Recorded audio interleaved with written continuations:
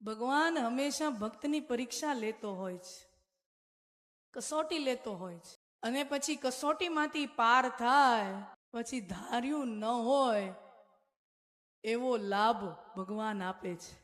શ્રાદ્ધ પક્ષ આવ્યો છે અને જોજો જેટલા જેટલા ભક્ત ચરિત્રો છે ને હંમેશા ભગવાનની કસોટી થાય, ભગવાન એની કસોટી કરે.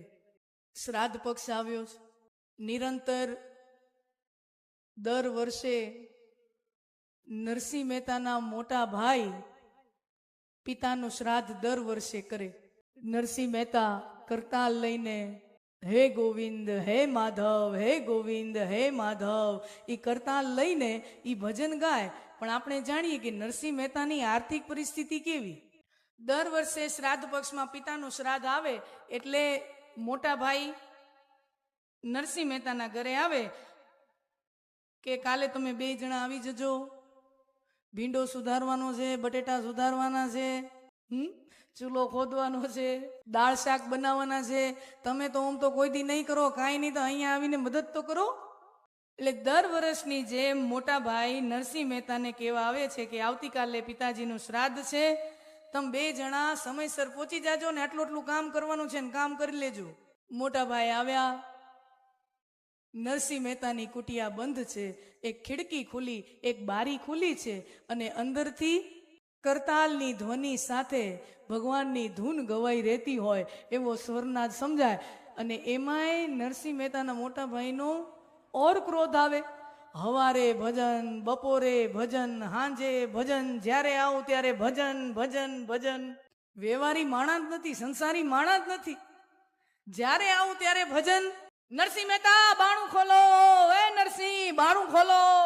નરસિંહ મહેતા તો ભાવ સમાધિમાં છે. પણ નરસિંહ મહેતાના પત્નીએ બારણું ઉઘાડ્યું અને સામે જુએ તો મોટા ભાઈ છે, પગે લાગે, પ્રણામ, આવો આવો પધારો બાપ, આવો. કાલે પિતાજીનું શ્રાદ્ધ છે, તમને તો કાંઈ પડી ન હોય, અમારે તો દુનિયાદારી હાચવવી, અમારે તો સમાજનું હાચવવું, સમાજમાં અમારું નામ, તમને તો હું કોઈ કાંઈ કહેવા વાળું, અમારે આ બધા વ્યવહાર હાચવવા પડે. પિતાજીનું શ્રાદ્ધ છે, કાલે બરાબર આટલા વાગે પહોંચી જજો ને આમ આમ કામ કરજો. એટલે થોડોક અભિમાનનો સ્વર સમજાયો, થોડોક અપમાનનો સ્વર સમજાયો. તો મહેતી મોટા ભાઈને કહે છે કે મોટા ભાઈ, અમારો શું ગુનો છે? તમારો ગુનો ઈ કોઈ દી આ સંસારના વ્યવહારના કામ કરતા નથી. તમારો ગુનો ઈ બધું મારે જ કરવું પડે છે, એટલે મારે જ કરવું પડે છે, અમારે જ કરવાનું, અમારે જ કરવાનું. અભિમાન જ્યાં આવ્યું ત્યાં મહેતીને સમજાય કે બાપજી, તમને એમ લાગતું હોય કે દર વર્ષે તમે જ કરો છો, અમારી તો કોઈ એવી પરિસ્થિતિ નથી. પણ તમને જો એવું લાગતું હોય તો એ બાપ તો અમારાય હતા ને. તમને એવું હોય ને તો આ વખતે પિતાજીનું શ્રાદ્ધ અમે કરશું. તમે શું કરશો? તમારી કને છે શું તો તમે કરશો. બાપજી જેવું હશે એવું. અમારી પાસે શ્રાદ્ધ માટે બહુ સાધનો નથી, પણ અમારી પાસે શ્રદ્ધા છે. જેવું હશે એવું પિતાજીનું શ્રાદ્ધ અમે કરશું, આ વખતે અમે કરશું. થોડાક ઊંચા સ્વરમાં બોલ્યા. મહેતાજીના પત્ની થોડાક ઊંચા સ્વરમાં બોલ્યા. એમ તો જો હું કેમ કરો છો, એમ કરીને મોટા ભાઈ ત્યાંથી નીકળી ગયા. અને થોડોક મહેતીનો ઊંચો સ્વર સાંભળીને નરસિંહ મહેતાની ભાવ સમાધિ તૂટી અને બહાર આવ્યા. મહેતી, મોટા ભાઈ આવ્યા હતા? અવાજ આવતો તો હા, મોટા ભાઈ આવ્યા હતા. કાલે બાપુજીનું શ્રાદ્ધ છે ને, મોટા ભાઈ આવ્યા હતા. પણ તમારો કાંઈક ઊંચા અવાજે છેલ્લે છેલ્લે વાત સંભળાતી હતી. તમે બહુ ઊંચા સ્વરે મોટા ભાઈ યારે વાત કરી, શું છે? નાથ, તમે ભજન કરો છો એ કાંઈ ગુનો છે?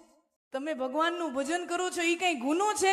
અને તમે જો ભગવાનનું ભજન કરતા હો ને આ દુનિયા એને ગુનો ગણતી હોય તો આપણને આ ગુનો મંજૂર છે.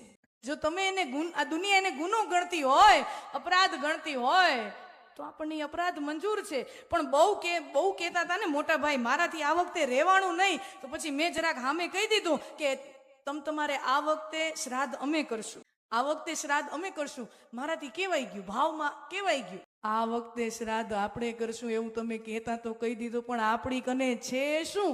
આપણી પાસે છે શું? છેલ્લા 3 દિવસથી ખાલી જલમાં તુલસી દલ પધરાવીને ખાલી જલ આપણે ભગવાનને ભોગ ધરાવીએ છીએ અને એ જળને પ્રસાદી તરીકે લઈને આપણે હુઈ જઈએ છીએ. છેલ્લા 3 દીથી તો આ કાર્યક્રમ હાલે છે. ભગવાનને ધરાવવા માટેનો ભોગ નથી. જલ મેં તુલસી દલ अर्पण करके हम भगवान को भोग लगा रहे हैं और वही प्रसादी ग्रहण कर कर सो जा रहे हैं। આપણી પાસે છે શું પ્રભુ એ મને ખબર નથી, પણ હવે આ કીધું છે તો એ કરવું જ પડશે. કાંઈ નહીં તો આપણે ક્યાં આખી નાગરીનાથ જમાડવી? તમે ચિંતા ન કરો ને, આપણે નાગરીનાથ ન જ જમાડવી. આપણે તમે હું એક દીક્ષિતજીને બોલાવી લઈએ, આપણા ગાં કુળના ગોરબાપાને બોલાવી લઈએ. આમ 4-5 જણા હોય અને 5 જણામાં આપણે શ્રાદ્ધની વિધિ કરી લઈએ.